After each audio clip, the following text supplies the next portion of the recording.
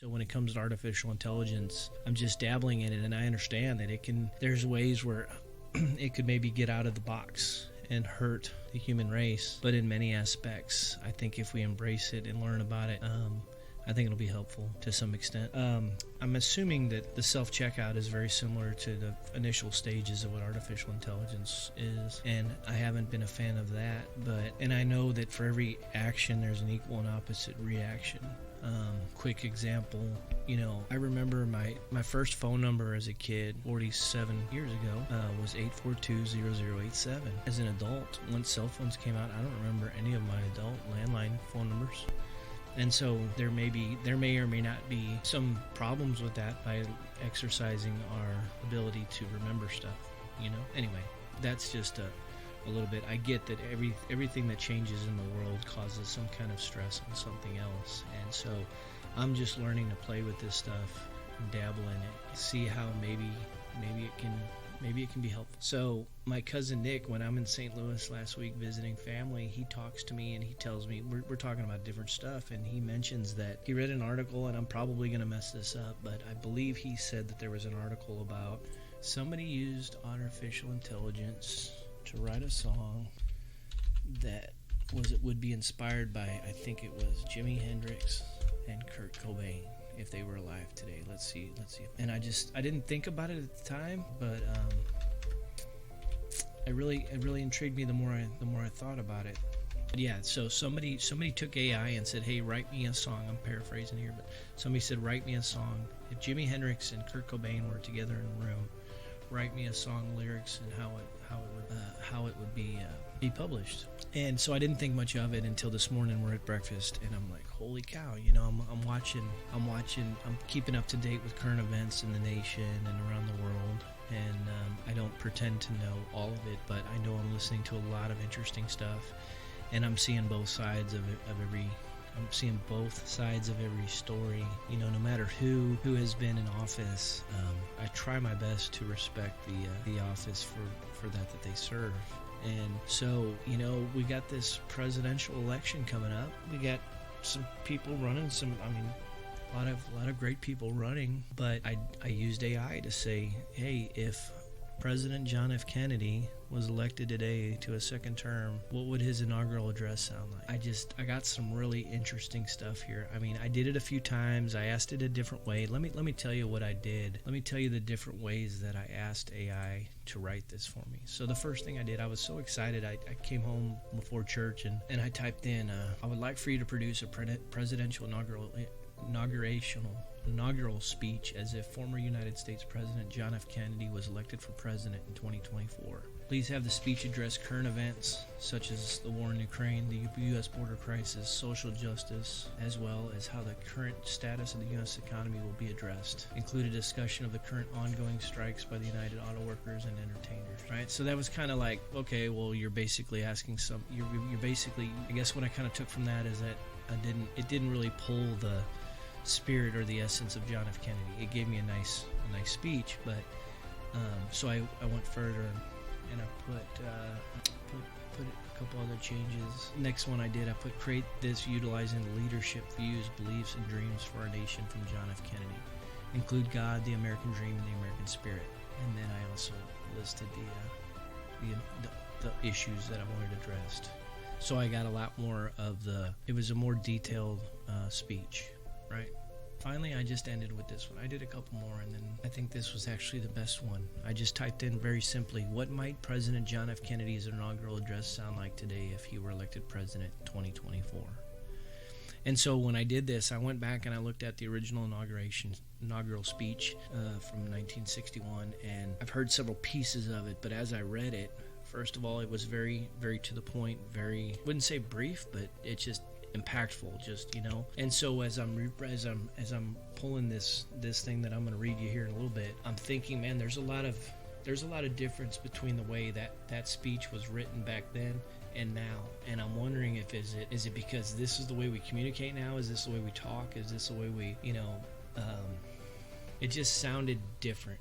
This sounds more politically correct. It still is impactful in my opinion. It still hits the heart. But if you look at the speech written back then, you can tell, like, this was not, this was from the heart. Hey, we're ready to rock and roll here. And so I found it interesting. But so I'm going to chalk it up to, it's not just that AI is a computer telling you, it's the fact that this is how we communicate now using words,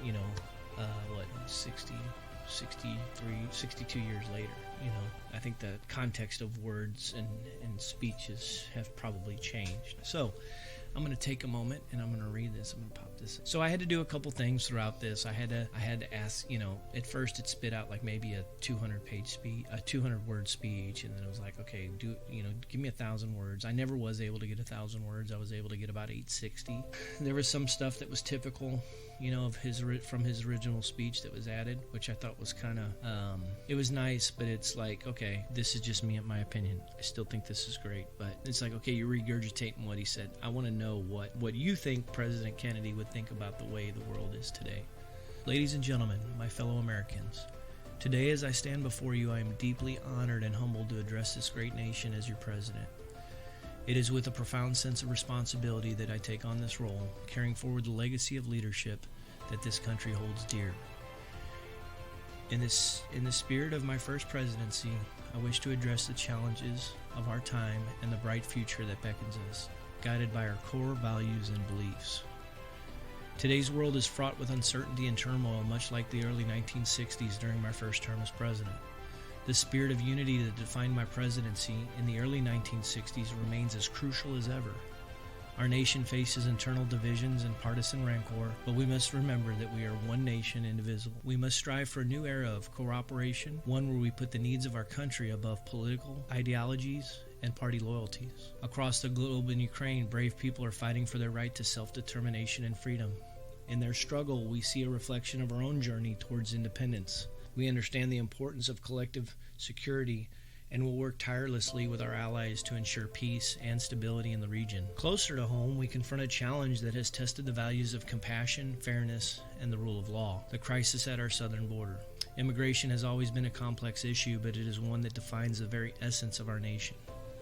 We must address this issue with the empathy and respect that has been a hallmark of American leadership. While we secure our borders, we will also work to reform our immigration system, providing a pathway to citizenship for those who seek a better life on our shores. In our quest for social justice, we must confront the lingering shadows of systemic racism. The Black Lives Matter movement has brought to light the injustices faced by African Americans. Just as I championed civil rights legislation in the 1960s, I pledge to continue the fight for racial equality. We must ensure that every American, regardless of their background, is treated with dignity, respect, and equality under the law. In doing so, we will honor the vision of a just and harmonious America. Additionally, in the pursuit of social challenges, we must seek understanding and common ground, respecting the diverse perspectives that make our nation vibrant and strong. Our economic well-being has always been a key pillar of American prosperity. Today, we face economic challenges that demand innovative solutions. The challenges posed by climate change are undeniable.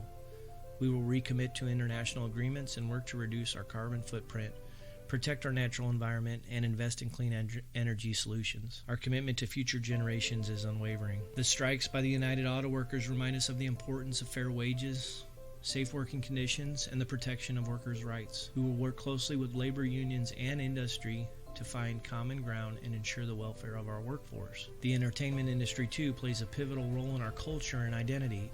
We must support the growth and stability of this industry, fostering an environment where artists and creators can flourish. Just as I recognize the significance of the arts during my first term, we must continue to champion the arts as a reflection of our national soul. In this age of division, we must remember the words I uttered so many moons ago. Let us not seek the Republican answer or the Democratic answer, but the right answer. Our strength as a nation lies in our unity, in our ability to come together and tackle the challenges of our time. We must bridge the divides that have separated us and find common ground to address the pressing issues before us. My fellow Americans, the American dream is not just a concept. It is the very essence of who we are as a nation.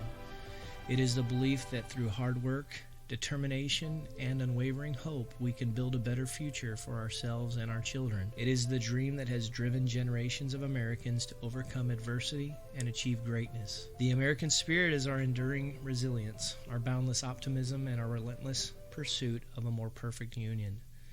It is the spirit that propelled us to the moon, that led us to break down the barriers of segregation, and that drives us to confront the challenges of our time. As we embark on this journey together, please remember these words. Ask not what your country can do for you. Ask what you can do for your country. Each of us has a role to play in shaping the future of this nation, in preserving the American dream, and in upholding the American spirit. In closing, I want to invoke the guidance of a higher power. Our nation was founded on the belief in God-given rights and liberties. It is in this faith that we find the strength to face the challenges before us and the wisdom to make the right choices for our nation and the world. May God bless the United States of America, and may we continue to be a shining example of freedom, justice, and hope for all. Thank you, and God bless you all. So I get that that's computer written. I get it, but it's like, man, the computer gets it. Treat people with respect, like organize peace. Who's going to get involved and get involved?